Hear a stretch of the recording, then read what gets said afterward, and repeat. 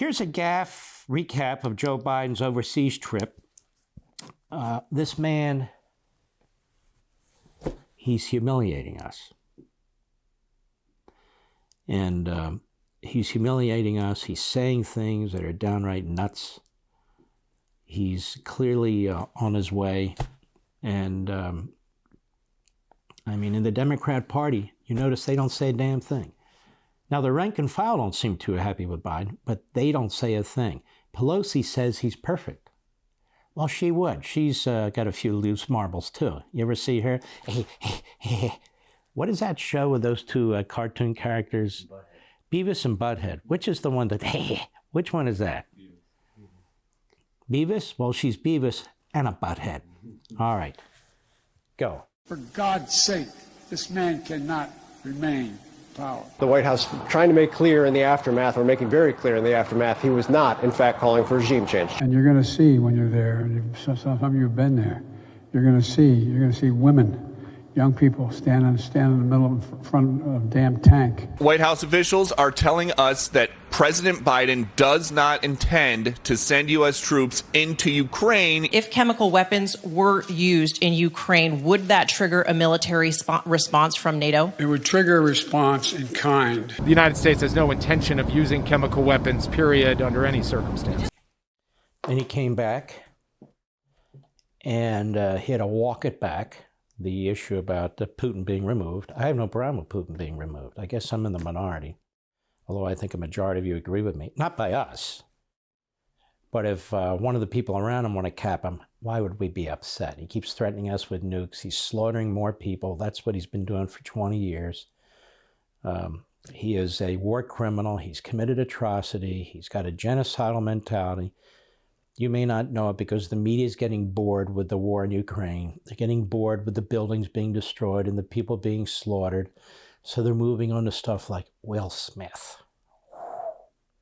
Wow, did you see him hit Chris Rock? And then he apologized to Chris Rock. Oh my goodness. Oh my. What are we going to do? Who the hell watched that? Matter of fact, the ratings came in for Life, Liberty, and Levin on Fox. Another killer night with over 2 million viewers. And I think the Academy Awards had the second lowest viewership in its history. I mean, they've taken another tradition, whether it's Disney or whatever, and they've destroyed it, the far left. And you got three stooges up there, three women up there going, gay, gay, gay, gay, gay, gay, gay, gay, gay. Like DeSantis is outlawing saying the word gay. Of course he's not. But I like his comeback to them. Did you see his comeback? He said maybe they should have been paying more attention to what Weinstein was doing. Yeah. You know, maybe if they weren't so woke, they would have spoken out against him. DeSantis is quick, and he's smart. He's nobody to mess with, but they hate him, and they'll attack him. They'll attack any Republican. That's the point. Can you imagine if a Republican were like Joe Biden? The media would be demanding his removal. The media would be going on. They'd have their psychologists and psychiatrists and their neurologists. They'd have, pictures of the brain and pictures of dementia, pictures of this, that, and the. They tried to pull that on Trump, remember? Remember, what was her name? Lee. Something Lee. I know, I interviewed her. She got very mad at me. And they put a book together, which you're not supposed to do since that's not your client and you've never really interviewed them. Doesn't matter on the left. This is what they do. Now, just in case Joe Biden isn't sure what to say about his screw-up, as you can see on your screen, he has this note card. And I noticed when I bumped into him on the Amtrak train before he was running for the Democrat nomination for president, he had, this is what he does. He has a long piece of paper, a note card, where they do the talking points. So you don't have to read all the way across the paper. And so the talking points have to be succinct. So just in case, they gave him his talking points. This is frightening. You know, they used to talk about Trump. He's near the red button for the nuclear weapons. We had nothing to fear with Trump, but this guy. You don't hear them say, well, he's near the red button with the nuclear weapons. You don't hear him say that, do you? The fact is his staff is controlling him. Every now and then he'll pipe up. Every now and then he'll put his foot down or his foot in his mouth. But the fact is he's got an enormously radical staff at the White House, an extremely radical political appointee entourage he's appointed in one cabinet department after another. It is a disaster, the radicals he's put in place. And apparently this new Build Back Better bill they want to pass, it's not that much cheaper. Manchin's all in now, has massive changes to our economic system through the nomenclature of climate change, of course. Massive changes, massive tax increases. An analysis was done, said if he gets what he wants, it'll be the biggest tax increase in American history. Bigger than FDR, World War II, bigger than when Lincoln first put in the income tax to fund the Union side of the Civil War, the biggest income tax increase in American history. Now think about this. Inflation through the roof, prices through the roof.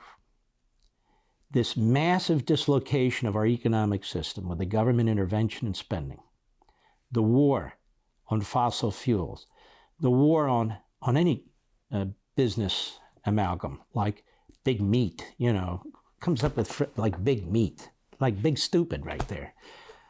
So you get the point. But don't worry, we're going to have a 20% minimum tax on billionaires, and some of you may be applauding, but that includes unrealized income. Some of you have pensions. Those pensions are invested in mutual funds. You're not necessarily watching the stock market and everything. So at the end of the year, when you pay your taxes, you don't pay on your stock unless you cash out some of your stock and see if you made a profit. You'll pay a capital gains tax or something like that. What they would do here is what they proposed a year ago for all of us, but just do it with the billionaires. Unrealized gains would be taxed. What does that mean? That means at the end of the year, if your stock shows an increase, even though you don't sell it, you're paying an income tax on the increase, even though you don't sell it. So what is that going to do to the economy? Kill the stock market, for one. Kill the real estate market, for another. Because that means if you have an increase in the paper value of your real estate because you have county assessors that come around and say, your property's worth this, now, that means you're going to pay more if you sell it in income taxes. I mean, the dislocation that would occur here is unbelievable. If somebody comes, you get the point. The point is, you don't actually have the cash. You don't actually have the income. It's what it said your income was on December 31st at midnight. So that is going to create an enormous disaster. And it's immoral because you haven't actually realized the wealth. You people with Bitcoins and other investments of that sort, you're going to be taxed. Let me put it to you this way. If they can get a foothold in there with billionaires, they're going to get a foothold in there with everybody. Now, I am really of two minds on this too, though. These billionaires, for the most part, who do they vote for? The Democrats. Where's all this dark money coming from? Multi-billionaires and people worth hundreds of millions of dollars, Democrats. These corporatists, who are they siding with? Mostly Democrats. So on the other hand, you think, you know what? These people want Biden. These people want the Democrats. Screw them, right? The only way to stop them is if they're punished. Then on the other hand, I say, what is this going to do to our economy when we're facing Russia and China and Iran and all the rest of them? So I'm kind of two minds on this, but I do worry that it'll create this foothold, this acceptance, when they enshrine such a thing in, because the billionaires can't beat it. Trust me, the middle class won't be able to fight it off because they rely on beating the hell out of your finances as an excuse. So what does this say? Biden had to have, I was not articulating a change in policy written verbatim on a note card so he wouldn't screw it up, and he still screwed it up. For all this and much more, sign up for LevinTV.